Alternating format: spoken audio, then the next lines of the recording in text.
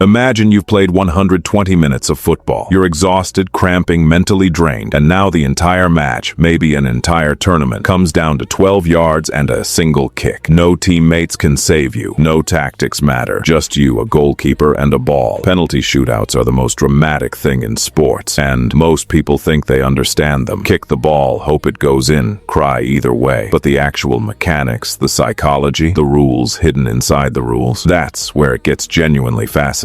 First, why do we even have penalty shootouts? Simple. Knockout football can't end in a draw. Someone has to go home. Before shootouts, tournaments used coin flips, literal coin flips, to decide who advances in a World Cup, which somehow feels even more brutal than what we have now. The penalty shootout became the official FIFA tiebreaker in 1970, and the world has been having heart attacks ever since. Here's how it works. After a draw in extra time, each team picks 5 players to take penalties. They alternate. One team kicks, then the other, back and forth. Each kick is one-on-one. Shooter versus goalkeeper. From the penalty spot, which sits exactly 12 yards from goal. If both teams score the same number after 5 kicks each, it goes to sudden death. Miss, and your team is out. Score, and the pressure shifts entirely to your opponent. This sounds simple. It isn't. Before a single ball is kicked, there's a coin toss. The winning captain gets to choose something you'd never expect. Which end of the pitch the shootout happens at, not who goes first. That's another decision entirely. Going first actually matters more than people realize. Studies show the team that kicks first wins around 60% of shootouts. Why? Pressure. When you're always responding to your opponent's success, the psychological weight compounds with every kick. You're never leading, you're always chasing. Now, who takes the kicks? Managers spend serious time on this. In theory, you pick your 5 best penalty takers in order of confidence. In practice, it becomes a chess match of nerves and ego. Your star striker,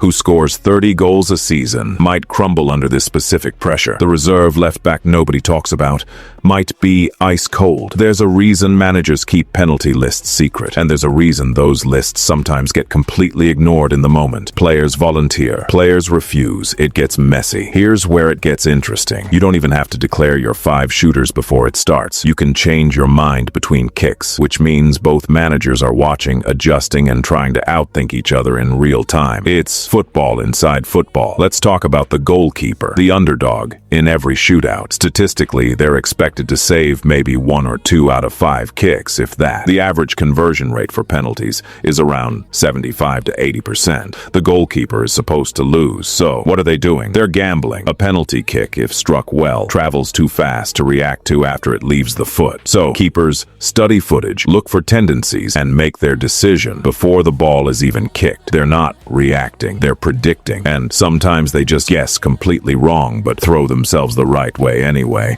and look like geniuses. It's educated guessing at elite speed, genuinely chaotic. The shooter isn't just thinking about the ball, they're thinking about where they want to put it, where the goalkeeper might go, whether to change their mind last second, and how to not think about the 80,000 people watching them. Research shows that shooters who decide early and commit fully score more often than those who hesitate or change their mind mid-run. Doubt is the enemy, and goalkeepers know this. Some wave their arms, some talk, some just stare. Anything to plant a seed of doubt during that walk from the center circle. You know the type. They point to a corner, step off the line a centimeter, anything to disrupt the mental picture the shooter has been building for 10 minutes. If it's still level after 5 kicks each, welcome to sudden death. Now every single kick must be converted, and the goalkeeper only needs 1 save. 1 mistake ends everything. Teams can use any eligible player who hasn't already kicked. Substitutes count. Defenders suddenly become penalty takers. Goalkeepers have scored. It becomes beautifully, horribly unpredictable. The longest shootout in professional football history went to 28 kicks in a Namibian league match. 28. At some point, it stops being football and becomes a spiritual experience. A few things almost everyone misunderstands. The goalkeeper must stay on the goal line until the ball is kicked, but they're allowed to move sideways along it. If a goalkeeper saves a shot, but the ball comes back off the post, it's over. The shooter cannot follow up. And if a penalty is saved, but the keeper moved early, it gets retaken. That rule has decided enormous matches in ways that felt almost unfair in the moment. We started with a player who just ran 120 minutes and now faces the biggest moment of their career alone. And that's exactly why penalty shootouts are unforgettable. They strip football completely bare. No formation, No press, no collective genius. Just one person, one decision, one moment. And that's either the cruelest thing in sport or the most honest, depending on which side you're on. The core truth of penalty shootouts, they're not decided by luck. They're decided by preparation, psychology, and the ability to perform under conditions that make most of us want to hide under a blanket. So next time you watch a shootout and think it's chaos,